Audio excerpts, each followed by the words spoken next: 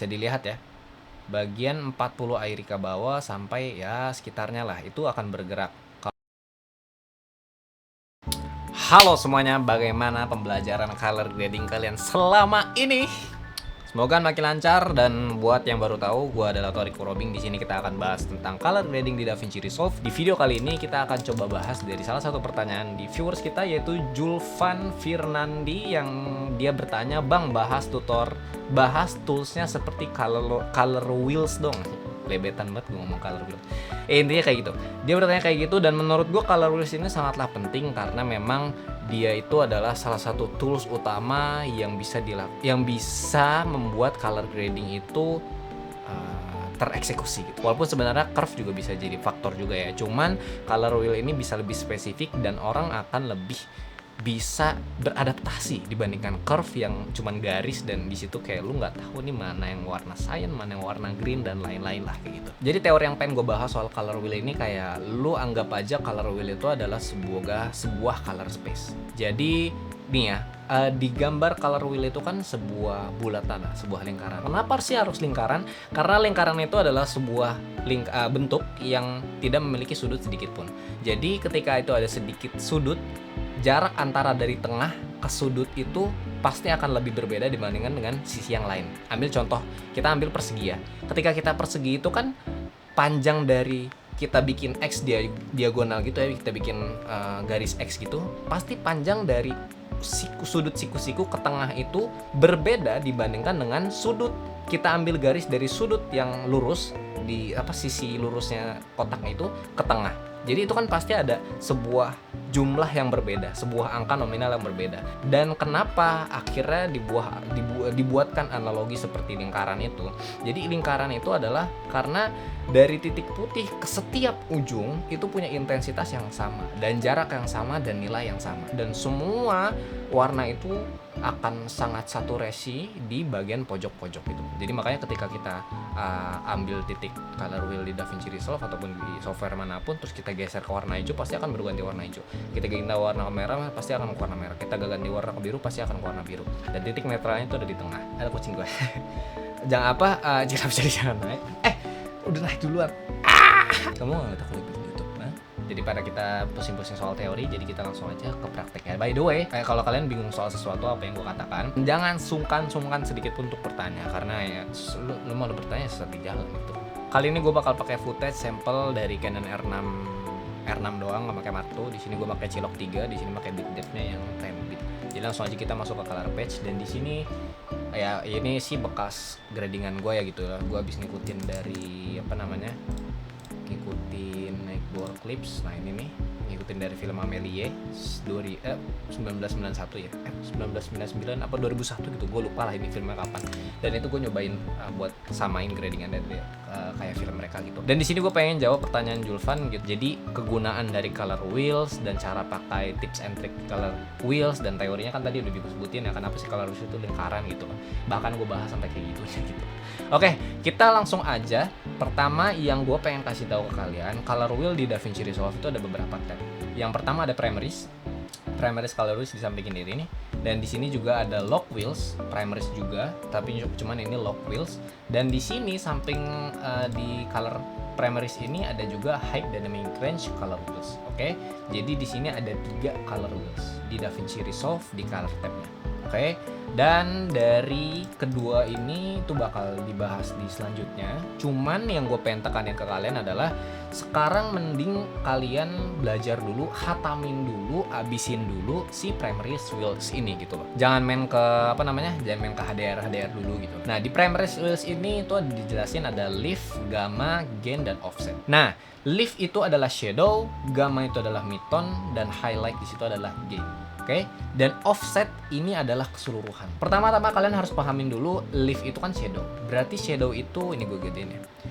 Shadow itu kan berarti ada di kisaran mungkin 40 sampai 30 Airi ke bawah. Ini sebutannya Airi ya.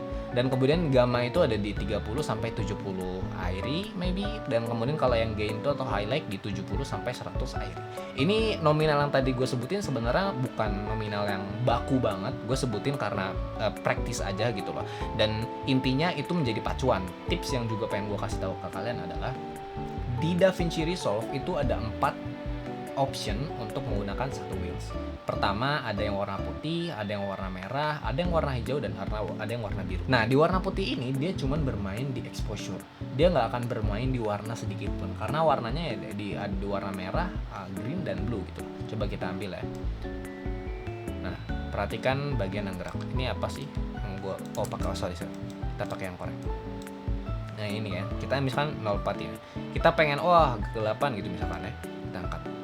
Nah, di bagian scope, di bagian waveform ini hanya bagian bawah doang yang bergerak. Bisa dilihat ya.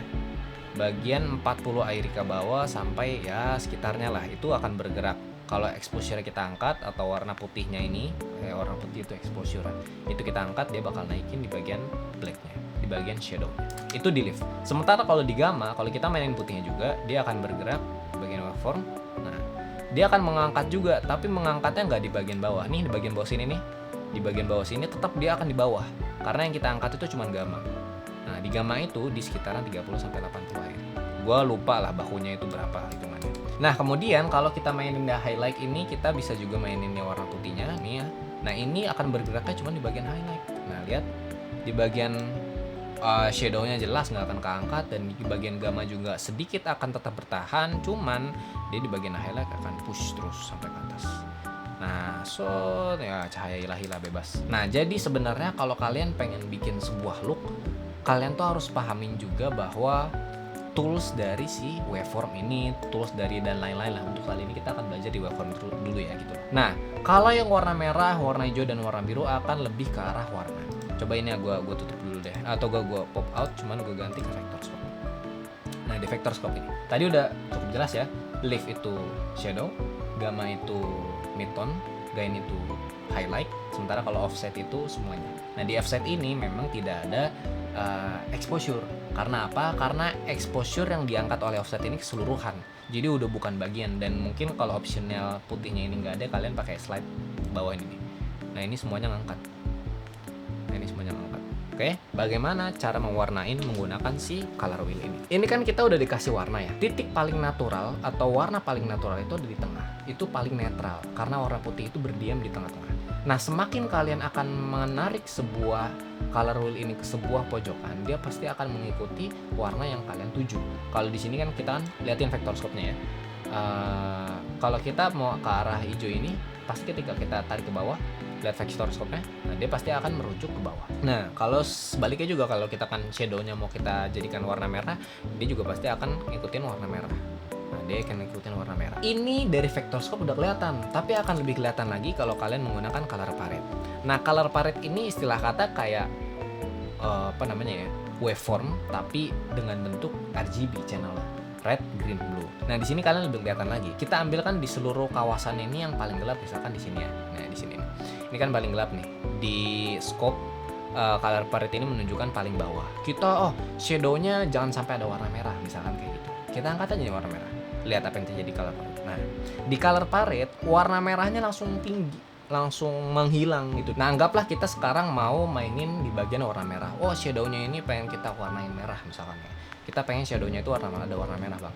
Nah, ini kalian kalau memang mau warna merah aja gitu ya, kalian bisa pakai channel yang di red ini. Dari 00 ini kita bisa ke atasin. Nah, lihat apa yang terjadi pada color palette. Kita angkat. Nah, di sini nih bagian shadow itu semua ngangkat semua. Jadi kalau di color palette itu bacanya bukan waveform yang kalau 100 itu highlight, ini midtone, ini shadow, bukan ya gitu. Jadi color palette itu dia intensitas. 100 makin ke 100 itu semakin pol saturasinya. Saturasinya itu semakin gila lah bahasa kata kayak gitu. Ya kalau kita angkat kayak gini, merah banget lah. Cuman kalau kalian mau pakai color wheel-nya ini juga boleh juga gitu loh. Kalian misalnya kayak kalau tadi kan merah jadi merah banget ya. Kalian mau agak kuning-kuningan. Nah, ini kalian bisa arahin ke warna ini dan lihat terjadi apa pada image, dan lihat apa yang terjadi pada color palette. Nah, andai kata kalau kalian mau yaudah warna biru aja shadownya, yaudah kita angkat aja warna birunya. Kita lihat nih di color palette ya. Di color palette sangat menunjukkan bahwa warna biru punya intensitas yang sangat jauh lebih tinggi dibandingkan dengan bukan intensitas ya, maksudnya intensitas saturasinya gitu ya, lebih tinggi dibandingkan dengan red dan green. Color wheel itu adalah tempat pusaran di mana kalian bisa menentukan arah warna gambar kalian itu mau kemana. Dan kalau kalian pengen adjust exposure-nya, jangan menggunakan slide yang di bawah ini, karena kalau kalian menggunakan slide di bawah ini semuanya akan ikut. Lihat ya, di color bar red, green, blue itu semuanya yang ikut. Nah, sementara exposure juga ngikut gitu kan. Nah, ini jangan sampai gunakan itu. Karena itu semuanya akan ke bawah ngikut gitu. Dan setelah kalian udah adjust exposure-nya, anggaplah ini kita matiin dulu ya. Nah, ini kayak gini. Nah, exposure kayak gini nih. Gue udah adjust dari yang tadinya kayak gini, gue adjust exposure-nya dari 00 nih ya, dari 000 terus dengan settingan 9014, jangan terpaku sama angka itu. Gue bisa bikin look yang kayak gini. Oh, gue udah looknya kayak gini nih, udah oke. Setelah looknya udah oke, kita pasti kan pengen bikin warna dong gitu. Warnanya kayak gimana nih? Nah, di gen ini sengaja gue namain gen karena biar lebih gampang untuk kualifikasinya. Oh, di sini buat highlight, di sini buat midtone, di sini buat shadow gitu ya. Nah, di highlight ini gue pengen ngarahin ke warna merah. Oke. Nah, di sini bisa ngeliat dari color palette-nya juga ada yang bergerak. Sebelum dan sesudah. Sebelumnya itu semuanya hampir sama. Ya bisa dibilang juga kalau kita lihat dari image-nya ini white balance lah, pas gitu. Nyalain karena gue udah grade. Dan di sini terjadi kenaikan di warna merah. Oke. Nah, setelah itu di midtone-nya gue pengen warnain lagi. Di midtone-nya ini lebih ke arah warna hijau. Kalau dilihat dari sini ya, di color bar ini red gue minusin, blue juga gue minusin, tapi rednya tetap bertahan. Oke, di sini. Terus kemudian di shadow gue pengen warnain juga warna hijau. Nah, ini hijau pekat banget nih gitu. Nah, di hijau ini paling tinggi nih, berkuasa dia. Ini berkuasa kalau dilihat dari color bar gue juga merah paling minus gitu kan, blue juga minus, sementara green tetap gue pertahankan. Cuman ini gue nggak mainin di sini loh, gue mainin di color wheel juga kok. Jadi kalian jangan terpaku sama color bar yang di bawah ini ya. Kalian langsung bisa pakai color wheel sesuka hati kalian. Yang intinya kalian tahu arah tujuan warna yang pengen kalian achieve di look atau di image atau di footage kalian itu seperti apa kolomnya. Ini ya look yang pengen gue ambil gitu loh. Nah, tahap-tahap selanjutnya ya gue nggak bakal bahas di sini gitu loh. Kok bisa jadi kayak gini gitu ya gitu. Kayak Emily betulan gitu, kalau pencari gitu kan. Nah, ini semua ya itu bagian dari development color kalian lah. Tapi intinya gue pengen bahas di sini ada color wheel. Gimana? Makin begah belajarnya? Gue nggak tahu kenapa ya. Gue udah terbiasa buat ngomong cepat kayak gini. Jadi kalau kalian merasa kecepatan, kalian bisa playback kalian di YouTube itu kalian bisa pelanin gitu ya. Dan ini salah satu keuntungan sih bahas di YouTube ya. Kesimpulannya adalah color wheels di DaVinci Resolve, primary wheels itu ada 4. Ada lift sebagai shadow, gamma sebagai midtones, dan gain sebagai highlight, dan terakhir offset. Kalau kalian pengen mengubah semua exposure dari highlight, midtone, shadow, itu kalian bisa pakai offset. Dan kalau kalian pengen ubah warnanya yang semua keseluruhan juga bisa pakai yang offset. Sementara kalau kalian pengen ubah di bagian highlightnya aja, oh saya pengen highlightnya diubah ke warna oranye biar kayak misalkan kayak sore-sore atau siang-siang gitu ya. Nah, kalian bisa pakai si gain ini. Kalau midtone-nya kalian bisa pakai gamma, kalau shadow-nya kalian bisa pakai lift. Dan di bagian setiap bawah color wheels itu ada 4 bar kecuali yang offset. Kalau offset kan cuma 3 bar. Kalau lift, gamma, gain itu di bawahnya ada 3 bar. Ada 4 bar, sorry. 1 bar yang warna white, 1 lagi red, 1 lagi green, 1 lagi blue. Yang white ini diperuntukkan kalian untuk nge-adjust exposure. Jadi kalau kalian pengen adjust exposure dalam sebuah footage di DaVinci Resolve, kalau kalian pakai primary wheel, kalian gunakanlah yang warna putih ini. Oke? Dan kalau kalian pengen mengubah warnanya, kalian bisa pakai 3 bar ini, red, green, blue, atau langsung juga adjust di lingkarannya dengan hand klik kiri, terus kalian geser dengan bebas dan sesuai referensi warna yang kalian pengen bikin gitu. Dan juga tadi di awal udah disebutin bahwa analogi lingkaran dalam color wheels itu adalah peruntukan untuk intensitas seberapa saturasinya warna yang kalian tuju. Sedikit kalian geser ke warna kuning, sedikit kalian geser ke warna hijau, itu sangat berdampak di color palette yang tadi kalian udah lihat. Jadi pastikan setiap kalian pengen adjust di lingkaran kalian, di color wheels kalian, entah itu bagian highlight, entah itu bagian midtones, entah itu bagian shadow, perhatikan juga pergerakan color palette dan juga perhatikan pergerakan dari vector scope. Semoga sih kalian lebih jelas lagi tentang color wheels, dan gue akan bahas lock wheels dan HDR wheels juga akan di next konten, dan bahkan juga please reminder gue di kolom komentar kalau emang gue lupa untuk ngebahas konten tersebut gitu ya. Dan juga sebagai penutupan, please juga feedback di kolom komentar kalau kalian ada masukan tentang konten color grading